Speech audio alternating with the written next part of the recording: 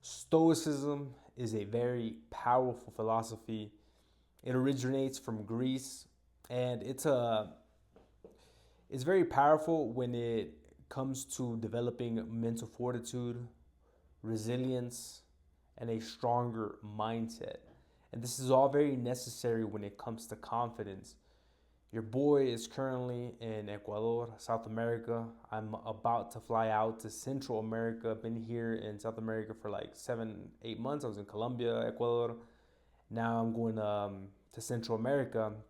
And whenever I am traveling, it really makes me think about death. It makes me think about everything that I've done up to this point because I am like at the edge, right? I'm always living at the edge, and I really think about it when I'm about to get on the airplane, blast through the air at thousands of miles per hour, flying over an entire ocean.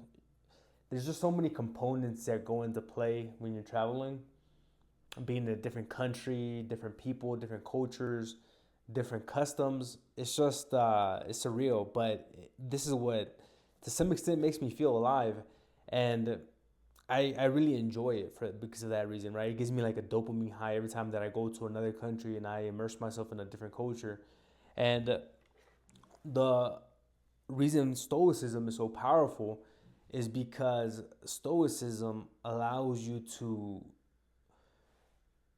be ready to adapt to any situation that you put yourself into, whether it's a negative situation or a positive situation, right? You know how to overcome it. You know how to handle it when the stressor starts to build up. Because we all know that scrub man that he breaks under pressure. He gets emotional. He gets in his feelings. There's a lot of this getting in your feelings culture nowadays, and I used to be that scrub too, man. Like I used to be that scrub when I was in my early 20s, when I was younger, and I think that it's just the process of becoming a man that you start getting better with time, you start getting better with the experience of how to handle different situations. You might go through a breakup, you feel like it's the end of the world, but then slowly but surely you start getting over that person. You meet new people, you have new experiences, and you just start to see solutions to different problems that arise. And I think that this is very important as a man. And Stoicism is a big part of this series of videos, the confidence series.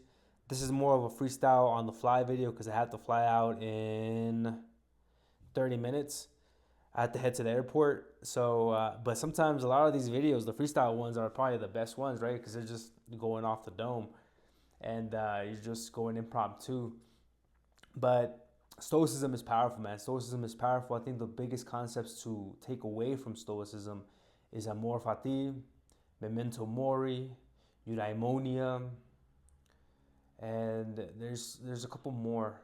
The dichotomy of control. So starting off with amor fati is to love your fate. That's all it means in Latin, or it's in Latin or Greece, but in Greek. But all it means is loving your fate. So whatever happens to you, whatever position that that you are in life, loving your fate to some extent. So like sometimes I get I get sad, bro. I get sad.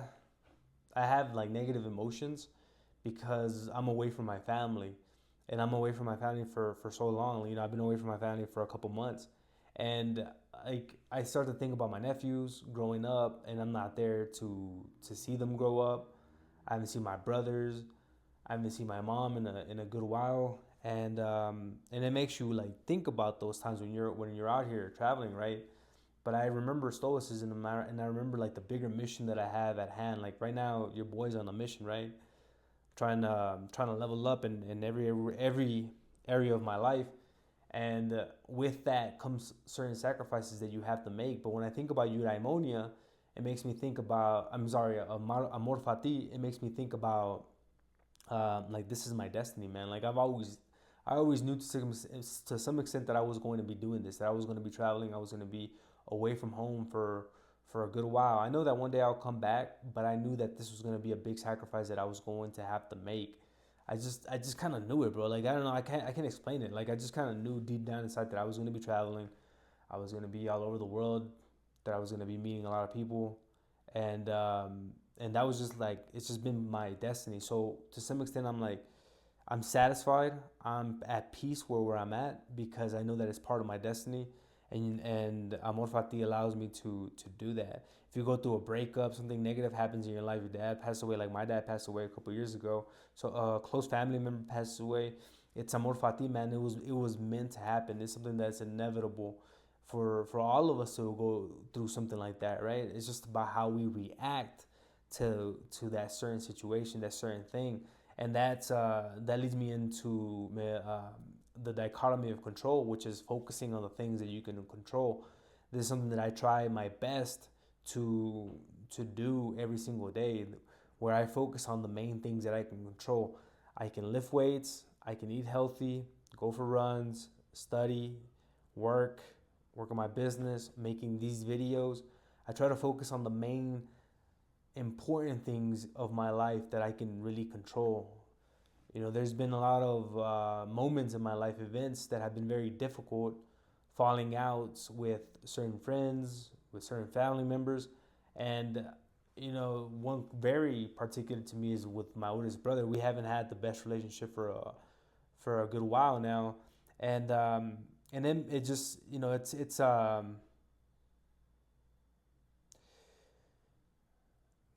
it's unfortunate. That's the best word I can use to describe it. It's unfortunate, but it's out of my control now, because if if someone does not want to, you know, have a relationship with you, doesn't want to, this also applies in dating. If somebody just doesn't like you, doesn't see you as attractive, there's no point of worrying about that situation. There's no point of worrying about that person. No point of worrying about the things that are outside of your control, because at the end of the day, you can't do shit about it. You can't.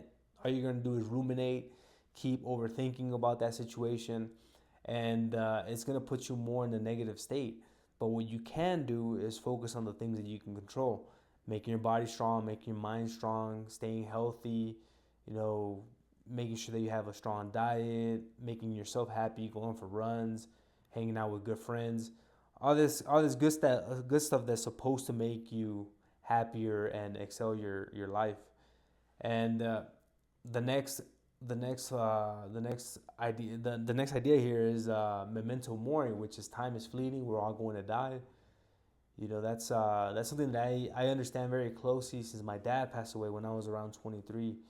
I was still in college. I had still not graduated college. I think it was my last semester of graduating college. It was one of the hardest years of my life, and there was a lot of pain, a lot of grief during that time.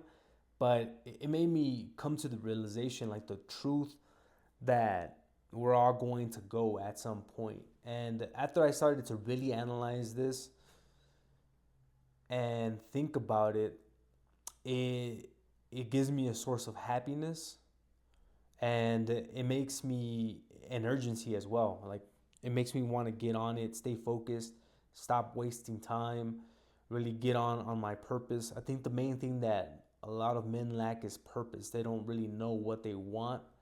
And when you're so close to death, you start to really ask yourself those tougher questions. What's your purpose? Why are you here?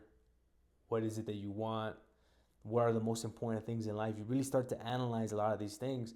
It was around that time, I started making decisions to like leave home, because I was like, man, I can't die and not experience the world, man. I gotta go out here. I gotta go. Like, I have to. Life is not just here at home, and that's just a personal take. I understand also if you want to be home, that's completely admirable, because sometimes I admire guys that stay home, start businesses, focus on their careers, and really double down in their home. I know a lot of successful guys that do that. For me, though, on the other hand, that was just never like my path. I always knew that I wanted to leave. I always wanted to experience the world and see it for myself, and that's one of the biggest reasons why I left home.